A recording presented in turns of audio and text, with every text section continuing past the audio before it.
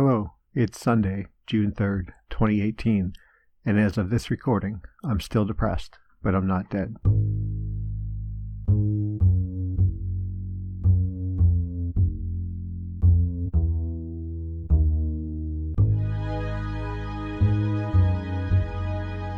So I think I've mentioned before that I lived overseas for 3 years in Japan.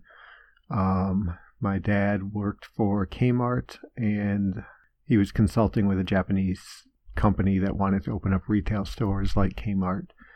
So age 12 through 15, I was in Japan, and I think I mentioned this because I think so. So leading up to that move, we moved the summer of 84.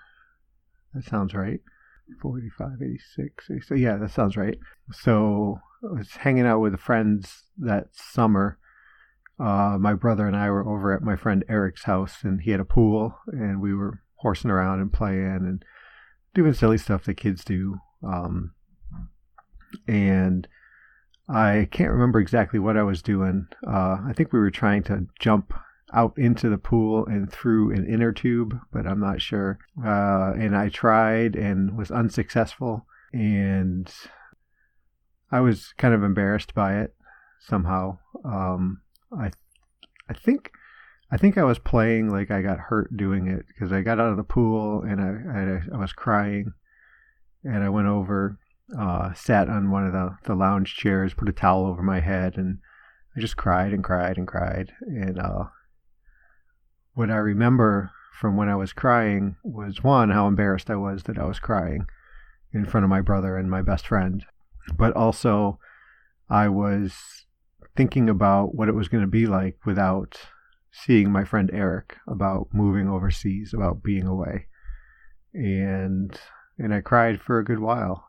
And, I guess that was the one time that I had any kind of grief about what I was leaving behind in little Avon, Massachusetts.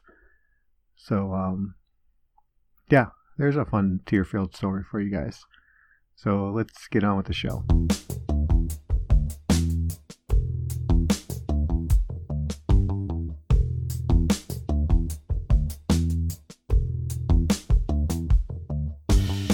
So as I'm talking, there's active packing going on just across the hall. The windows are open, the dogs are barking, and whatnot. And so I apologize if there's extra noise this time. I'm trying to squeeze in recording this show in between packing and, just generally getting ready to move, which is now just a week away. But I wanted to try to get a podcast out before we get into the move, and we're on the road or at my folks or whatnot, and it could be a good 2 weeks before I get a chance to put another show out, maybe longer. I'm not sure what the setup will be at the new house. Hopefully I get my better microphone back. It started being wonky on me, so I'm using the older microphone, which still records nice, I think, but it's not as comfortable and easy to use as the new one. So I got to thinking about moving to North Carolina and what it really entails.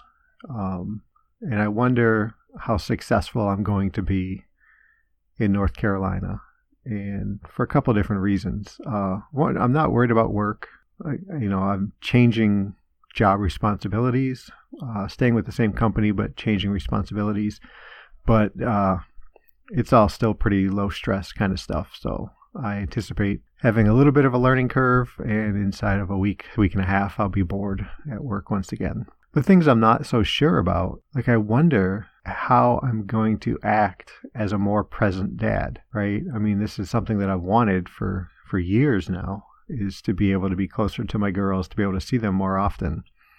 And, there's a certain amount of, considerable amount of space built into our relationship right now with them being far away, where I get to see them.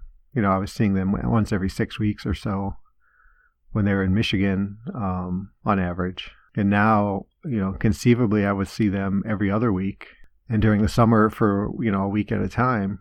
like that's going to be a big change for me. And that's going to, I have trouble now when we talk on the phone. Our conversations have started getting longer as the kids are getting older. And I have a hard time, like I do with any conversation that I have in my life, with coming up with content to share, to keep a conversation going. And then I'm not good at ending the conversation. Usually I always come up with some kind of excuse as to why I need to get off the phone. Recently it's packing. Other times it's work. Other times it's, having to go food shopping or whatever. And when we're together for a week at a time or a long weekend or whatnot, and it's as common as every other week, that gives me even less to talk about. And, it's got me a little bit anxious about how am I going to handle those relationships that way. And I accept that I'm probably, whatever, mountain out of a molehill or putting the cart before the horse or whatever, but it's on my mind and I'm a little bit concerned about it. The other thing I'm concerned about is the kind of life change for the kids here. They go to a Montessori school that's pretty lax as far as discipline, as far as structure in the classroom.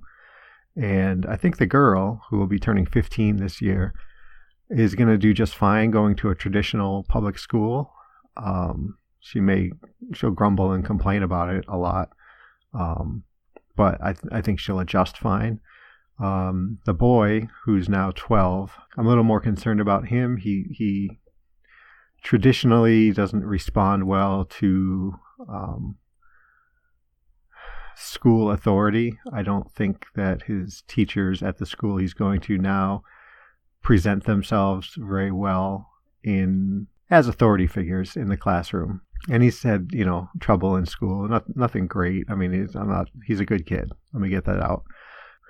But I'm just worried that when he gets into a public school, which is traditionally more disciplinary and, these are the rules and you have to follow them. Whereas in this Montessori school, these are the rules and yeah, we'd kind of like you to follow them. But, if you don't, we kind of understand, and whatnot. And this is my opinion of it. I'm probably being a little more harsh towards the school than I should be, but that's how I see it. And so I'm worried about the boy, adjusting, and Nora and Nora's ex are both also a little concerned about how he's going to handle the school situation. But kids always surprise you, and hopefully, all our worrying is for naught. And I'm still holding on to the hope that he's the kind of kid who will respond positively to having a little more structure in his schooling. So we'll see. He's smart. He's bright. He can handle all of it. He's just got to, get a little bit more involved, maybe feel a little bit more pressure of getting things done to be able to get things done. So the other part is supporting Nora. And obviously any stresses that the kids feel, she's going to feel. She's going through a change just like the rest of us. And, she's going to have her own things to deal with. And I want to be able to support her in helping the kids adjust.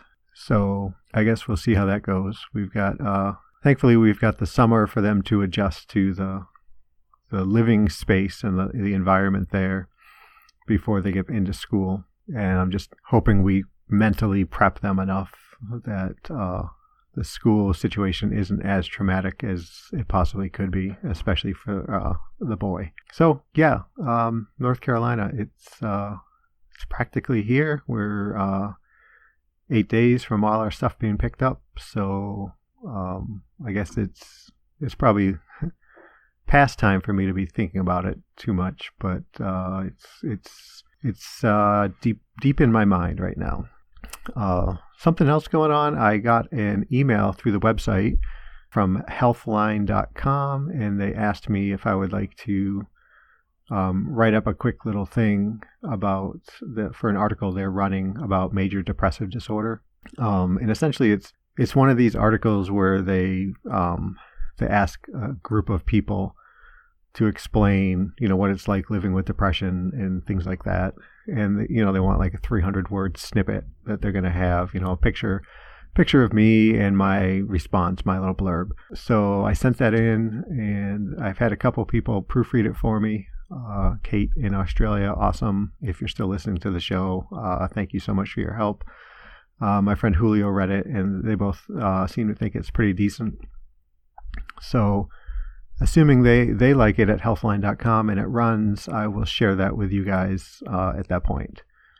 But it got me thinking that I want to ask you guys, if those of you who do email me, those of you who have thought about emailing me, maybe you could help me out with this. I'd like to put those questions to you guys and get your responses to these questions. So the first one is, what is it like living with depression? So, be poetic, don't be poetic, whatever. And then the second part was, how do you get through the bad days? And the third is, I've changed it a little bit, but the biggest thing that you've learned since your diagnosis. So, it could be the amount of medications that are available to you. It could be how you handle the stigma or whatnot. So, these three things, what it's like living with depression, how you get through the bad days, and, one of the biggest things you've learned since your diagnosis. I'd be really interested to hear that from you guys. I think it would help me in understanding, the listeners a little bit better. But also it's amazing, a lot of you guys comment and let me know about it, how you feel more in touch with me, because you can relate to stories that I share, and it kind of helps you feel not so alone. And I like to read those kind of stories. I like to get that kind of insight from other people. So if you're so inclined and you want to drop me a line, jamoalki@gmail.com, that would be great. Just, quick little blurb about these three things. Yeah, that would be great. And again, assuming it runs, I will link to it and let you guys know. I might even just do a podcast where I read it, whatnot. So last night, Nora and I went to dinner with her cousin James and his girlfriend Jen. And, I don't really know James that much. He listens to the podcast, or he has listened to some. So if you're still listening, hey, James.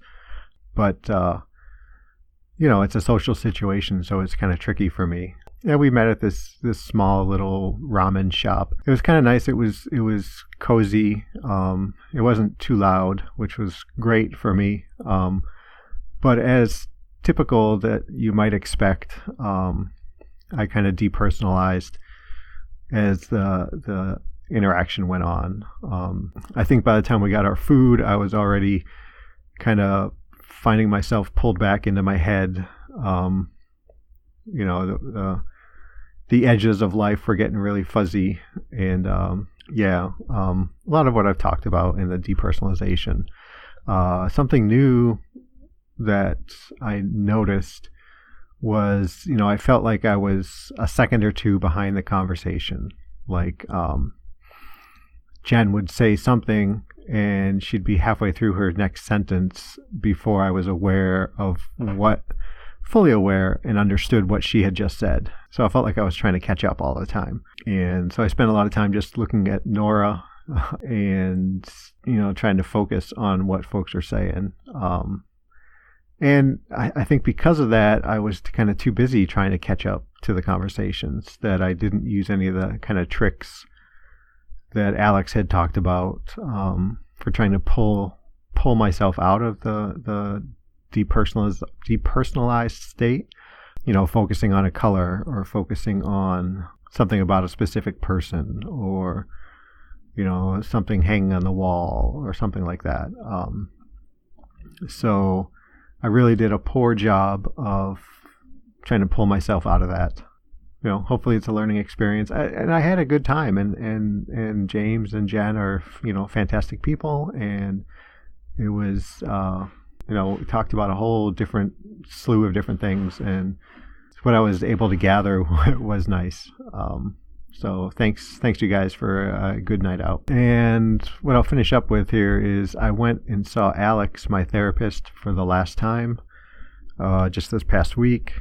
And, there's opportunity for all different kinds of feelings and emotions to go on. I mean, this is someone who I've been seeing off and on for like 2.5 years, and pretty much on for the past year, every week, maybe skip a week here or there, somebody who hears more about me than even you guys.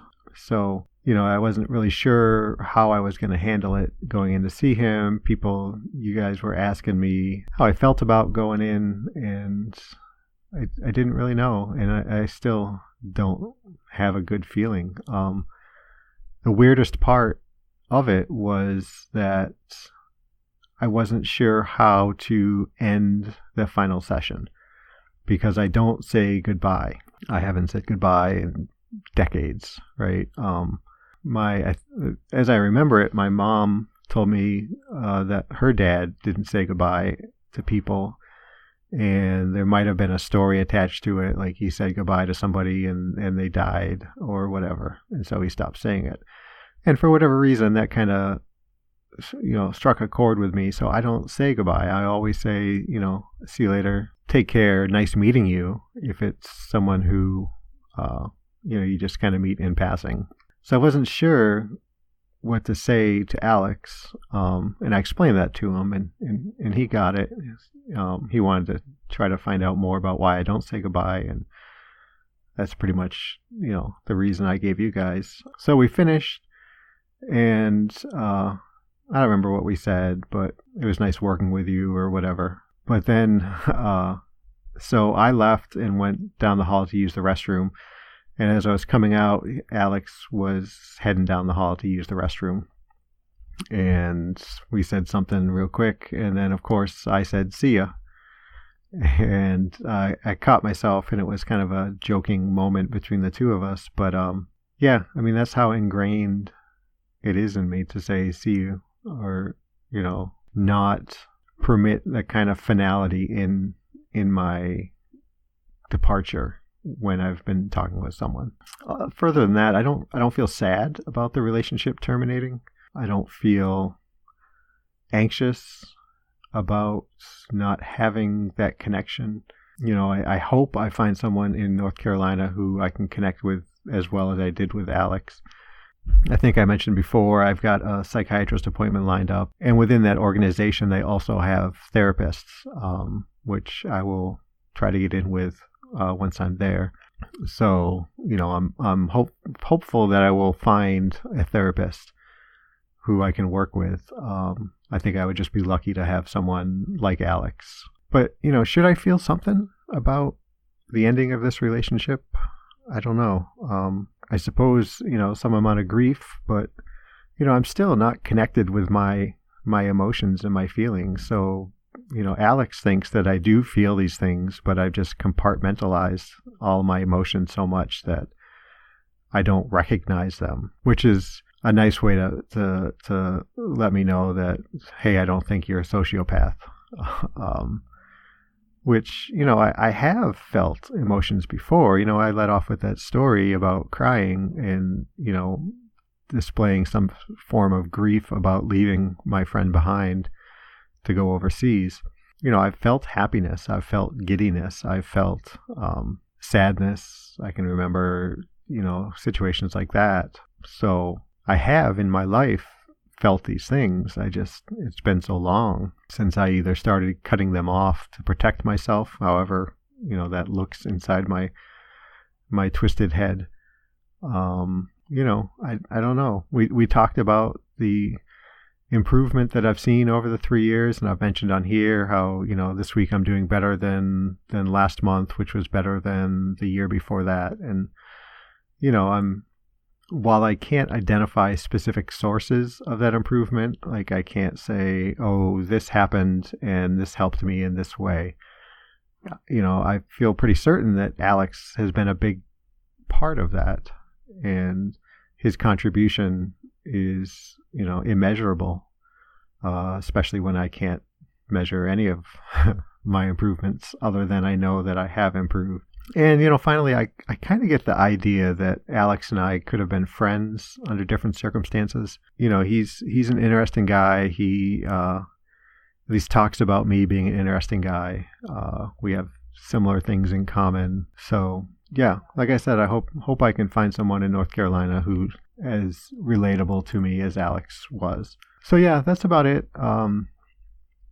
I just wanted to let you guys know that I am feeling a little bit better since the last episode and the one before that. I appreciate all you guys who reached out to me and were asking how I was doing, saying don't worry if your podcasts are short, and don't worry about getting them out. If you can't do one week, don't stress about it. I appreciate all that. You guys are wonderful. Let me remind you, new folks, how you can get a hold of me. You can email me, jamoalki@gmail.com, facebook.com/jamoalki, @jamoalki on Twitter, www.jamoalki.info, that's JAMOALKI, or you can text me at 248-648-1419. That is an old Google Voice number that doesn't have the voice part anymore from my end. You could call and leave a voicemail if you liked, or just send me a text if you're one who texts. I've got quite a few good conversations going on with that, and I really enjoy interacting with you guys and making new friends. So, yeah, till next time when you'll be hearing me in North Carolina, you guys be safe and be well.